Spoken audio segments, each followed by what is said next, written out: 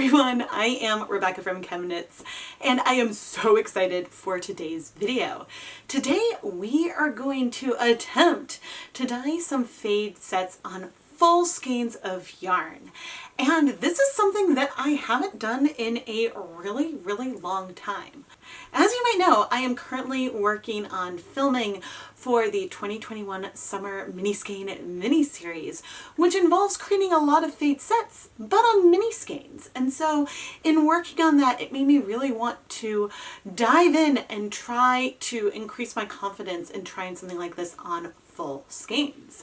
So my plan for today is to dye a bunch of different fades in tonals first, and then layer on speckles in different colors, and maybe playing with a few techniques along the way. Hopefully to help me feel more confident and get ideas on how to plan more of these types of sets going forward. Before we start dyeing yarn, I have a very special shout out and thank you for our lab partner today, Lene. Lene, happy birthday! Well, belated happy birthday.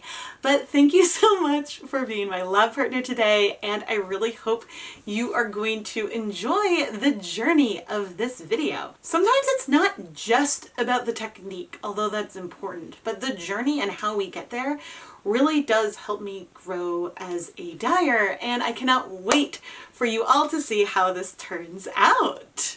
Today we are going to dye 6 skeins of yarn, so that way I give myself a little bit of room for error and changing my mind after I get to the speckles I want to do. But first we are going to create 3 different colors tonal on this yarn using different depths of shade of extreme blue.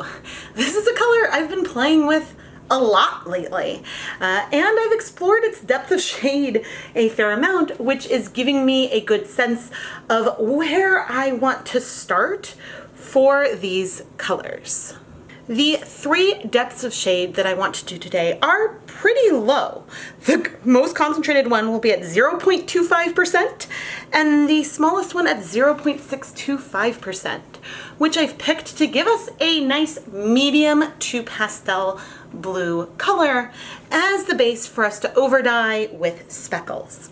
Now, DOS, or depth of shade, refers to the number of grams of dye that you have per grams of yarn. So the 0.25% depth of shade would be 0.25 grams of dye per 100 grams of yarn. Now, we're gonna dye 200 grams of each color. And so the amount of grams that we'll need for 200 grams, it's just double. And it can be hard to measure out 0.125 grams of dye.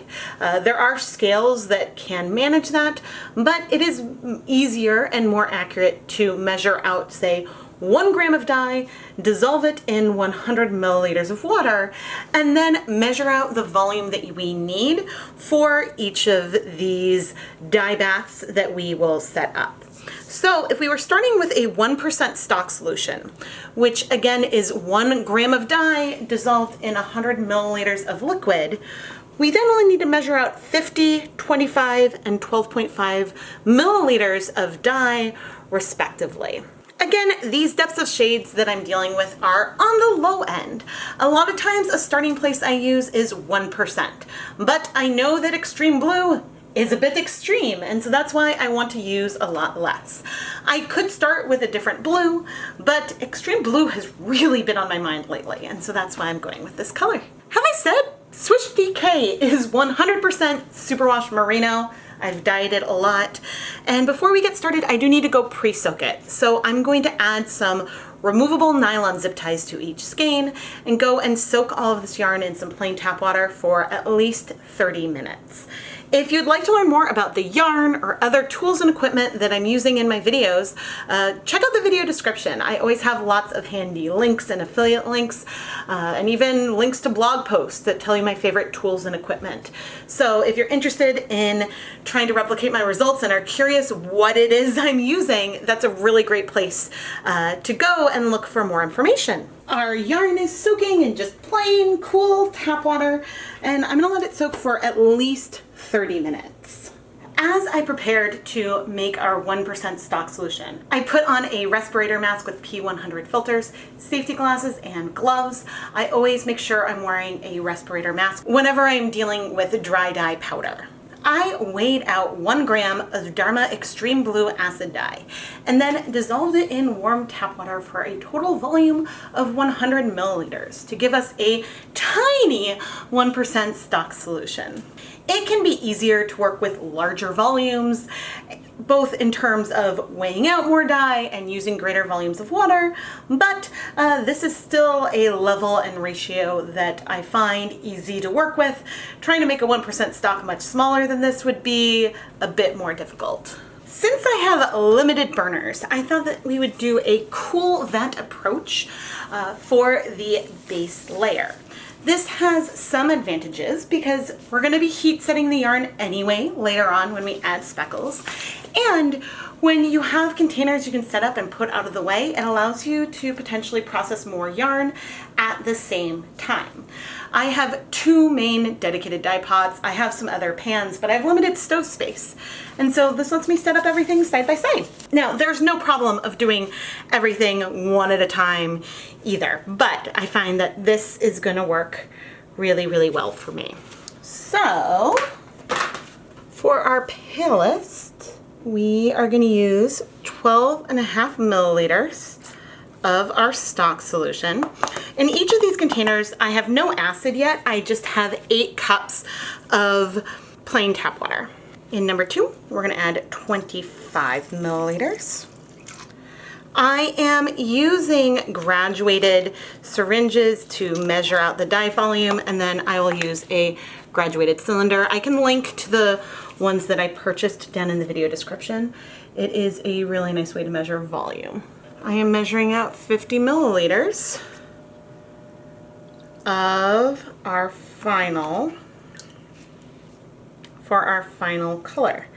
And I have just a tiny bit left, which maybe we'll use, I'll use this and maybe dye an extra skein, just a tonal or something, and maybe we'll do that on the stovetop, just to leave no dye behind. But now I'm gonna stir these up just very, very gently. It doesn't need to be perfect. I don't care if the coverage is perfect. 8 cups of water is a little bit crowded for 200 grams, but also not so bad. I don't mind if we have color variation, but the plan for the next step is to take one of each of these pots, have them in the same pan to dye for the next round. So that is my plan. But now I am going to go squeeze out water from our pre-soak so we can add the yarn into each of these containers. We'll start with the Palest. There is still some water in here. It's not like bone dry, but the nice thing about having this water, and this is why I want to make sure to lift and move the skeins, but the reason why I haven't added any additional acid yet is that way we have a little bit of time to get more color on here. But certainly with the Palest one, my tap water is slightly acidic, so some amount of color could start striking right away. But you saw where we had those more white patches. This is allowing me a little more time to make things still tonal, but just more even. So here is our next, and you can see just how much color there is with not very much dye. We are going to be using less than 1 gram of dye on 6 skeins of yarn, and there is just so much color in here. And so as I'm laying this out, I am massaging this dye and squeezing the yarn a bit to let it have space to sort of soak it up and soak in to our yarn. And we can even go and add more liquid if we need to. But certainly if this were hot, we would have more tonal variation than what we are going to see in here. Finally, our deepest color, which again, we measured out 1 gram of dye.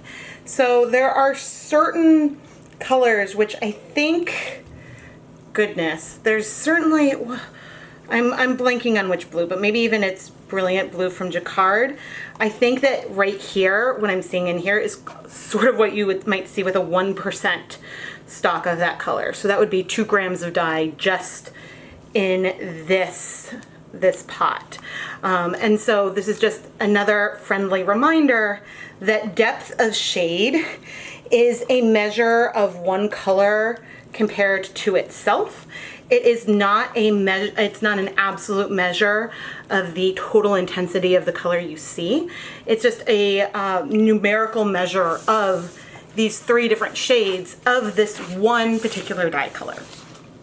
Now, certainly you can use this to then compare and say, oh man, baby blue eyes is way less pigmented. To get a deep color, you need a much higher depth of shade, and you know, so and so with other colors. But let's go grab some acid. Starting with our most pastel color, I am going to add 2 tablespoons of white vinegar and then help move it through. And you can see how light the water is in here already. This is a pale blue, but I wouldn't even call it a pastel. There is a lot of color in here. So it's one of the fun things with this color. And well, I know I've been playing with extreme blue a lot lately, but I do enjoy playing with depths of shade and thinking about different colors. And even in here, this is a lot paler. Colors can start striking really quickly with no heat, especially when there's not that much in your pan. And so this one will take the longest because there is the most dye.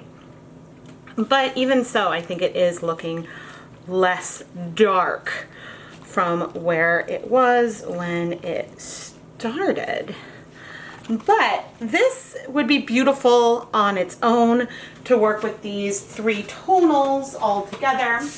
But Lorelei, I'm really excited to have this as my canvas to play with and to layer different colors on to add more dimension to this fade that I am creating.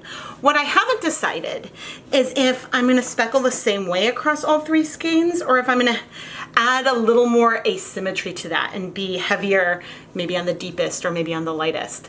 That I haven't decided, but we will see when it comes time to play around with that. Now I am just going to place lids on these containers and set them aside until the color has absorbed.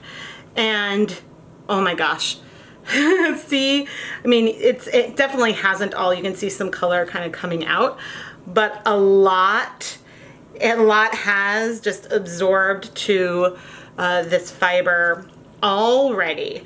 So I'll probably wait about 24 hours just because that's a length of time that should work well, but I might check in off camera and add a little more vinegar if I think it's needed before I go to bed tonight.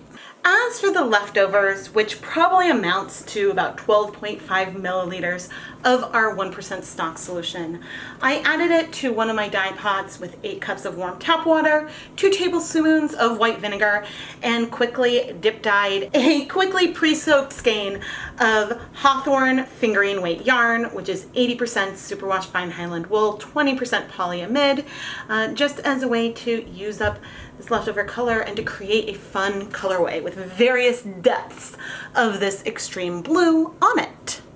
It has been 2 days, so about 48 hours, and oh, you can see some nice condensation. I had these sitting near a window, so they actually maybe got a little bit of sun, but that, oh, as I spill water everywhere, but that, my friends, is clear.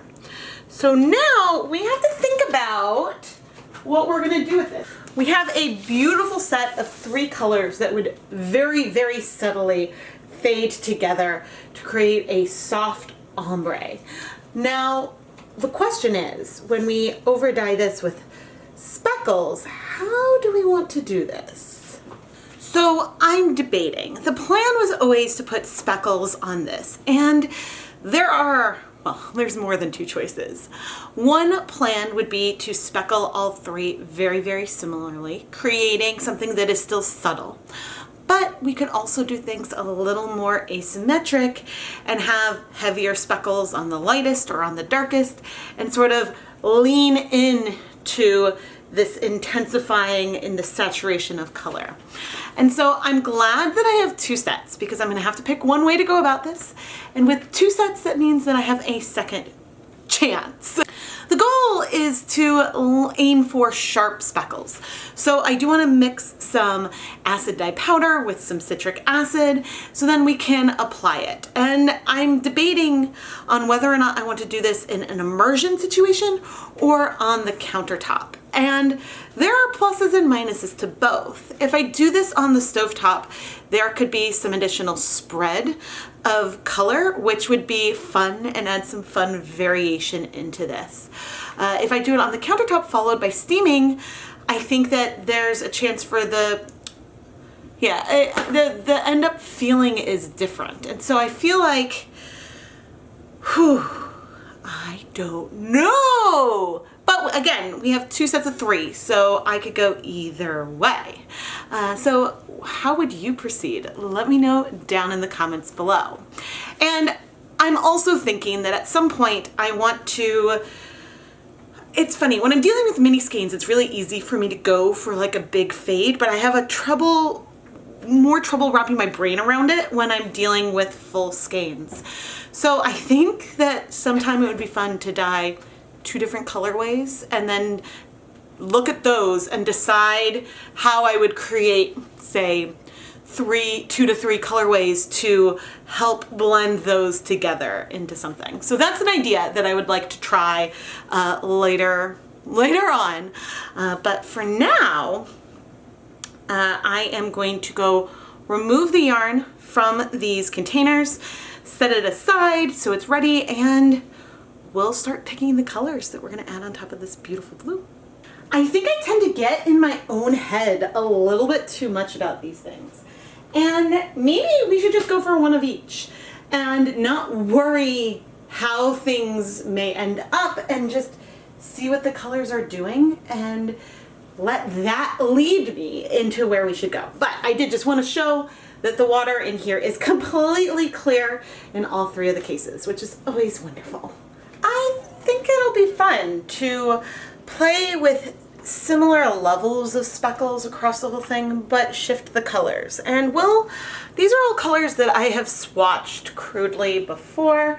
Some of them may be fairly similar, and the Sapphire blue, even though I picked it, it is very similar to the extreme blue. But I thought I'd put on my safety equipment with my respirator mask, safety glasses, and gloves, and mix a little bit of each of these colors with a teaspoon of citric acid powder. So then we can play with the color progression as we see how the colors show up on the yarn, but we'll have these 5 colors to draw from.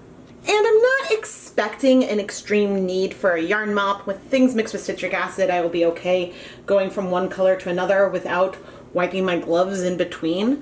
But I did decide to pre-soak another skein of KnitPicks Hawthorne fingering weight yarn in this. In the dye bath, this is just some of the leftover water from the plastic tubs that we had used before.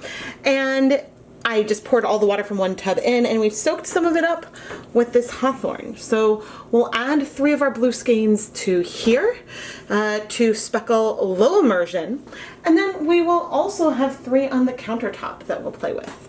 But let's start here in the pan because I expect this technique to take longer. And I'm just going to go set this aside. I tend to find that speckling on the stovetop takes more time than speckling on the countertop, and that's just because, well, I guess sometimes if I speckle on the countertop, I still wait before I flip just to give dyes time to absorb. But I definitely tend to wait a little longer before flipping yarn that is in the pan. And the main reason for that is that I know that when I flip, the dye's going to come in contact with water and spread.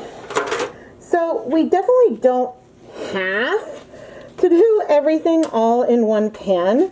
I could do each color separately, and in fact, I think that that's probably a more common way that people do it.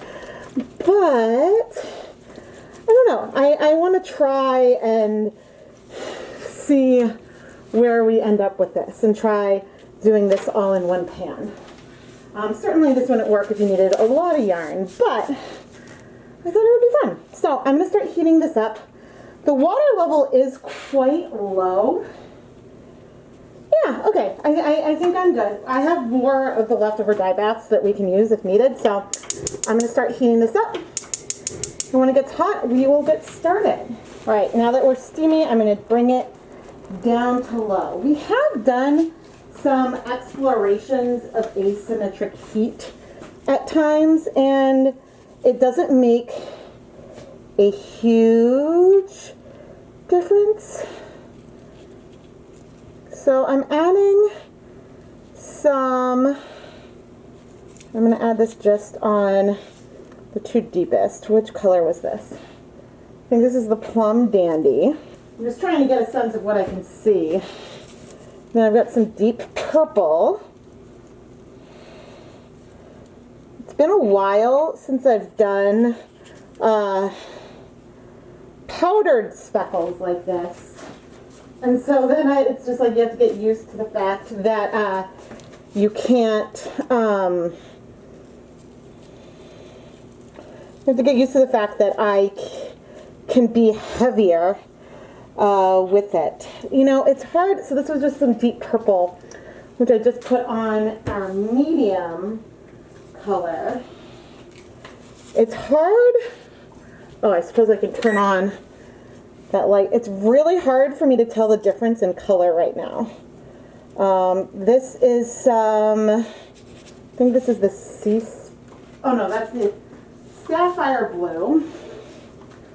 Then here is some Sea Spray.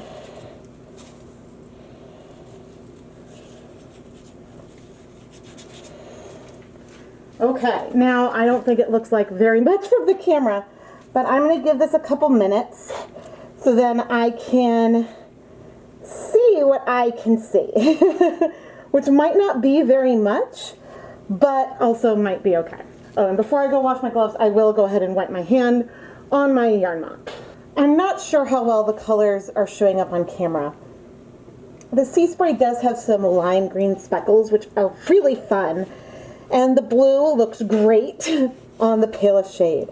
I'm inclined to do a little bit of everything on the middle one and stick with our more pink and purple shades on the darkest skein. With everything wet, it is really, really hard for me to tell the difference. So we'll have to take a closer look at the colors once the yarn is dry. It's just really hard to tell. But I'm really excited with where we're gonna go with this. And so let's start speckling. Starting on the lightest skein with the Peacock Blue and Sea Spray, I just layered these colors on heavily, not worrying if some of the colors sort of traveled onto the other skein. That would be okay because it'll help with that fade effect. But I did put a little bit more of the Sapphire Blue on the middle one. And then likewise with the darkest one, I focused mostly with the Plum Dandy and the Deep Purple. A little Intense Iris may have ended up on there, but the Intense Iris did spend most of its time on the middle skein, traveling a little bit maybe on either one, and I just tried to have fun with it. Once I applied the colors, I let things sit for about 5 minutes, and I checked to see how well they were set with a spoon before flipping the yarn, adding more dye to the other side. Since the pan is pretty crowded, I knew that I would flip the yarn more than just the one time to make sure we got good coverage around the skein, and I really like the way things are going here. I'm not concerned about the spread from these colors, but I certainly can see that there could be a perk to dyeing this background blue after the fact, which might be harder for me to conceptualize as well, but it would make it easier for me to see the difference between the colors that I'm layering on. So that's just worth keeping in mind for the future. Even not knowing how the final colors will look on the deeper blues, I'm obsessed with the Palest. It is absolutely gorgeous. But now I'm gonna add more liquid. This is probably approximately 8 cups left over from one of these. So there's vinegar in there. I feel like the colors are probably pretty well set, but when speckling, I do like to increase the water volume for the end, just so that way things can float and move and everything can for sure be dissolved. And oh right, since we were adding citric acid with the powder, we've been increasing the amount of acid in here the entire time. But now I'm gonna bring this up to a light simmer, reduce the heat, let it heat for 30 minutes, turn off the heat, let it cool, so then we can wash it. And in the meantime, let's head over to the counter and dye another version. I decided to keep the same sort of color pattern that I had kept when we were dyeing in Immersion. I kept the green and blue tones more towards the palest and the more red, that purple and plum, towards the deepest.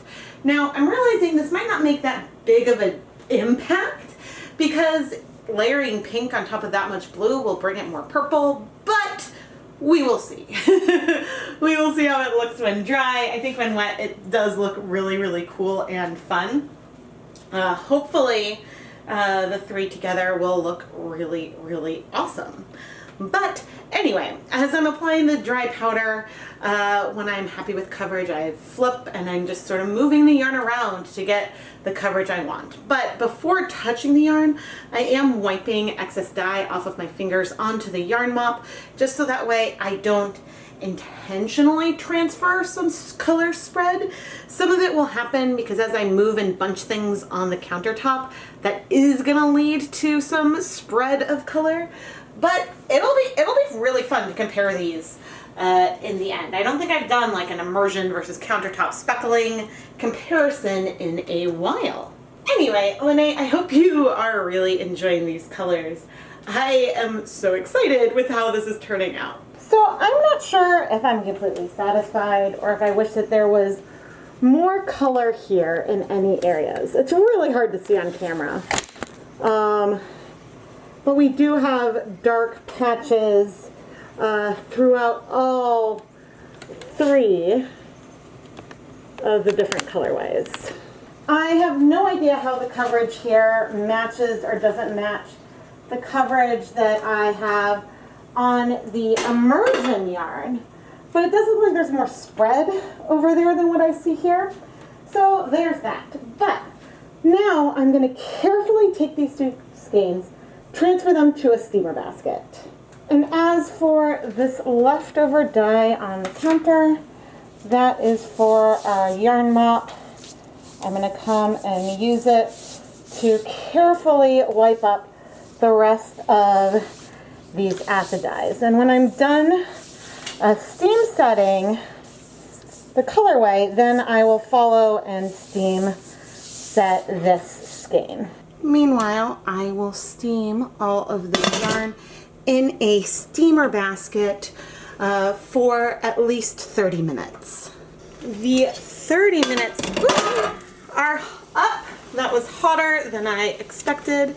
So I'm now going to remove all of this yarn and set it aside to cool so we can wash it. And then on the flip side, we are going to steam set our yarn mop. And so I'll steam this again, 30 minutes. You know the drill. Then we will turn off the heat, and once everything is cool, then we'll have a yarn washing party. Let's wash our immersion dyed yarn. There's a chance that we could see some bleeding, but I'm not really expecting any with this one. I think that if there's going to be a little bit of bleeding at first, it's a little more likely to happen with our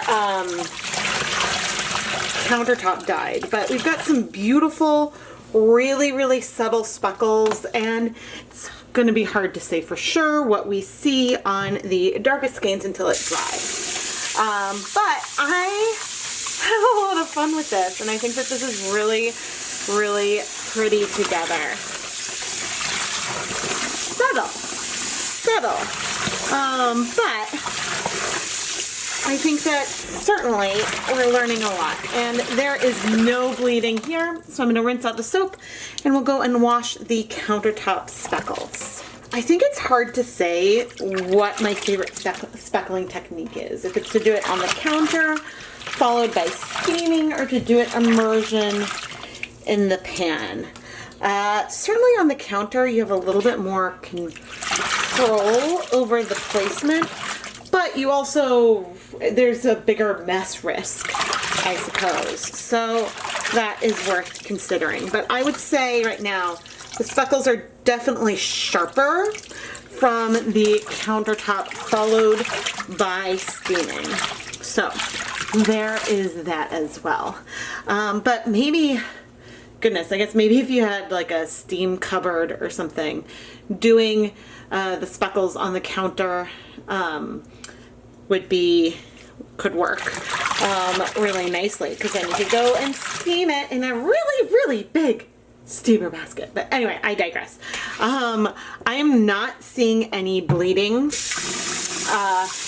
I suspect that with the addition of soap, we're not going to see any bleeding either.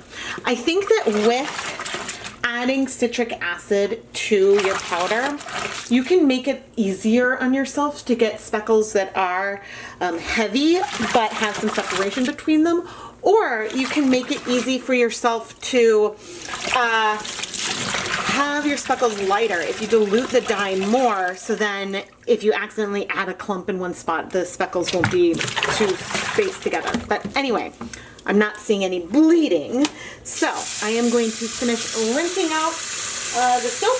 Then this will also go in the spin dryer, and last but not least, we will wash our yarn mops. There are so many different ways that you can use up your leftover dye. You can combine them in kettle dye, or you know, I've got some dry powder that I'm saving for another video where I think I'll play more with some heavy layered colored speckles. But I have to say, I really enjoy doing yarn mops and getting these bonus one-of-a-kind, very unique and fun colorways just while I am dyeing the rest of this yarn. And some of them end up being some of my favorites ever, and I continue to want to work to try to do that more with intent in the future. Dip dyed skeins like this are a lot easier to try to recreate with intent. And I mean, it helps today that I know exactly how much dye went in that pan. But anyway, I'm not seeing any bleeding. I'm gonna wash with a little bit of soap, and then we'll put this in the spin dryer with everything else, and we will then hang everything up to dry. And soon we will see what the finished yarn looks like. Here are the two versions of this fade, and I think this far back, it's really hard to get a feel for what these speckles do on the yarn. Here is the immersion dyed yarn, and in each of them, the speckles have bloomed a little bit, and we definitely have some streaks and spread in some places, whether it's like a slight wash or something a little bit more. I like the way that we have like more green to then more red and purple speckles on here. I think that it complements the increasing amount of blue, but I do think that it does make the difference between our medium blue and our deep blue a little bit more subtle, just because some of those colors on that medium blue deepened it a fair amount, so in places it's hard to distinguish the two. It was funny, when I was dyeing this and when it was wet, I was like, oh man, I think I like the Immersion Speckles more. You can see them better. But these Countertop Speckles, they now, like we've got these beautiful heavy speckles over here, and you can see more of the different colors. I feel like you can see the different colors over there as well, but when things are layered a little on top of each other, there's just a tiny bit less blending. So yes, there's some areas where it's a little heavy, and so we have that there, but I think that as a complete set, I feel like this one, you feel the undercolor and that distinct shift from light to deep blue a little better. Looking at all 6 of these, if I was going to pick my one, bam, favorite colorway, just like the single skein that excites me the most, it would probably be this one. The pale blue background is so good for the speckles, and when the colors spread a bit, that really pops as well to give us this tonal speckled variegated thing where we've got more purple areas and more pale blue. I think that this is really beautiful. And even low immersion, you can see we've got our green and our purple, we've got blue, and a few hints of those red speckles in here. And I think it's a lot of fun. And Lene, therefore, I think that this is the skein I'm going to send you. I think it's hard when I knew I was going to be breaking up sets when going with the fades, but I was determined to pick my absolute favorite standalone color of the 6 for you, and I think it has to be this one. Man, I really need to think about my speckling techniques, and I think I can see how having a warming cupboard would help for you to speckle and then set lots of color. I think that rather than heat setting with immersion in the pan, if you need to steam set a lot of stuff, I think that that steam cupboard is likely the way to go. I had a lot of fun with this, and I need to think more. I have a lot easier time doing fades on minis than I do on a larger scale.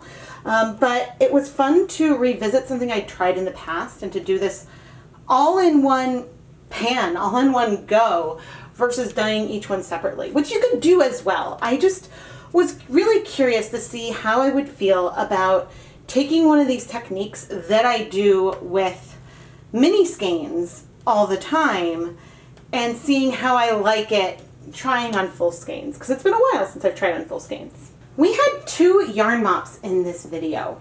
One skein we dip dyed in that leftover blue. This is just really, really beautiful.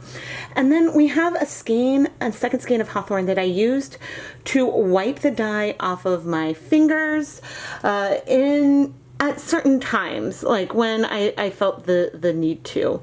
I certainly didn't need to do it as much as normal. Since I had the dyes mixed in cups with citric acid, I could go from one color to the next without wiping my hands off as frequently, but I certainly did need to wipe them at times, especially if I was going to flip or touch the yarn. So I use this a lot more on the countertop than on the stove because I didn't want to touch the skein with dye on my fingers because that would leave larger imprints like we see on that top skein. I do this yarn mop technique, wiping my hands on a skein a lot. Something that makes this one different from a lot of the others that I do is the total saturation, and the colors here are a lot more muted than what we often see. And the reason for that is that even though I was speckling and using the dye on my fingers, since the dyes were mixed with citric acid, it was more dilute, and therefore there was a little bit less dye on my fingers. So as I rubbed it in and it spread, there was less pigment, giving us a more medium pastel version of these mops that I've done over and over and over again. And so that is a really fun thing to consider, especially because this kind of yarn mopping technique is something that I love and want to do more on purpose and with intent. And so thinking about different ways to tweak that, I think, will also be fun going forward. Lene, happy birthday! Or belated happy birthday. I know it was a couple months ago now, but it's actually almost your birthday today that I'm filming these conclusions. And Lene, thank you so much for being my lab partner today. I really appreciate the support, and I hope that you are going to love, love, love your yarn. If you would like to learn more about how you at home can become a lab partner and get shout outs in a video and pick a yarn base for me to dye, go and check out the listings in the ChemKnits Creations Etsy shop. There's actually two different ways you can be a lab partner. One where you pick the yarn base and tell me colors to avoid and sign up before I've started filming. But you can also become a last minute lab partner and go and look at some videos that I've filmed but haven't yet started editing. And in there you also get notes on the yarn base and the colors and a little bit about the technique I did. And then I will film some last minute shout outs to insert into that video there. If you have any questions or you want to know if I have other bases that I don't have in the lab partner listing, please feel free to message me on Etsy to talk about it. There are a lot of times when I am looking at yarn on the little monitor on my camera versus looking at it in front of me, and I feel that it's reflected there. But I think when it comes to speckles, it's hard to really capture those feelings. Close up, here's that immersion set, and you can see a little bit more of that spread, how this makes this more of a variegated speckled colorway, almost. At least in comparison to the Countertop Speckles, where those speckles really are sharp, a lot sharper, and there's a lot less of that spread because there wasn't much water for it to dissolve into and to move around. So I think that this side by side was really, really helpful, and I have a lot to do to refine my techniques, and I'm really, really excited to try more. If you enjoy the journey of me trying things and switching my techniques up on camera and learning a lot along the way, please subscribe to the ChemKnits Tutorials YouTube channel. I always post new videos on Tuesday and Friday mornings, and if you turn on notifications, then YouTube can let you know when I start a live stream. Sometimes I like to dye yarn live so that way I can chat with you while I'm working on it. And I just love playing with color and trying new techniques and trying to improve my skills. And I think that today is a really, really great example of that. The video description is filled with helpful links such as my favorite tools and equipment, where you can find me on social media, and places where you can go to support the content here, like Patreon and things like that. So it's always worth checking that out, especially if you're curious about exactly what colors I used. I always link to the yarn bases and write down the colors and all things like that for all the videos to make it as easy for you to try to replicate my techniques or build on my techniques yourself. I mentioned the summer mini skein mini-series at the beginning of the video, but there are still a few more sets that you can pre-order. These are mystery sets that you can unwrap during one of the videos in this special series that will start on June 20th, 2021. And for more details, you can go and check out the listing in the ChemKnits Creations Etsy shop. Thank you so much for watching!